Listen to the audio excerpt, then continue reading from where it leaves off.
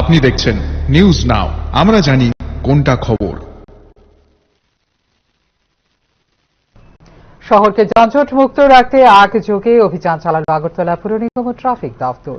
সোমবার সকালে শহরের বিভিন্ন এলাকায় অবৈধ পার্কিং এবং ফুটপাত দখল করে বসানো খাবারের দোকানের বিরুদ্ধে নেওয়া হয় কঠোর পদক্ষেপ। পুর নিগমের কর্তৃপক্ষরা ফুটপাতের দোকানগুলোতে প্লাস্টিকের ক্যারি ব্যাগ ব্যবহারের বিরুদ্ধে অভিযান চালিয়ে জব্দ করেন প্রচুর প্লাস্টিক ক্যারি ব্যাগ। একই সঙ্গে জরিমানা করা হয় সংশ্লিষ্ট দোকানদারদের। অপরদিকে ট্রাফিক দপ্তরের পক্ষ থেকেও শহরের ব্যস্ততম এলাকায় অবৈধভাবে পার্ক করা গাড়ির মালিকদের বিরুদ্ধে করা হয়েছে ফাইন।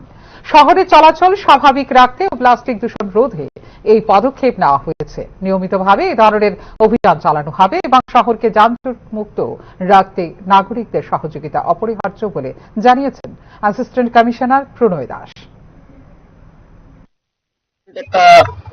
আজকে movement to evict the unauthorised street vendors এবং যারা যারা অবৈধ পার্কিং করছেন এবং যার জন্য প্রতিনিয়তই যানজটের সৃষ্টি হচ্ছে ওটাকে দেখার জন্য, চেক করার জন্য এবং আইন অনুযায়ী ব্যবস্থা নেওয়ার জন্য আমাদের তরফ থেকে আজকে এই অভিযান।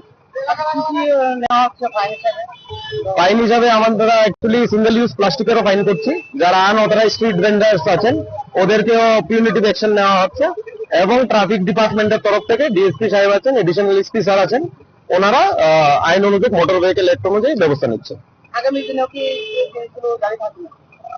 আগামী দিনে এই জিনিসগুলো জারি থাকবে যাতে শহরকে যানজট মুক্ত রাখা যায় এবং আনঅথরাইজড স্ট্রিট ভেন্ডার সেদের থেকে মুক্ত রাখা যায় এবং মানুষের যাতে সুবিধা হয়। আমার নাম Pranay Das, assistant municipal commissioner, central zone AMC.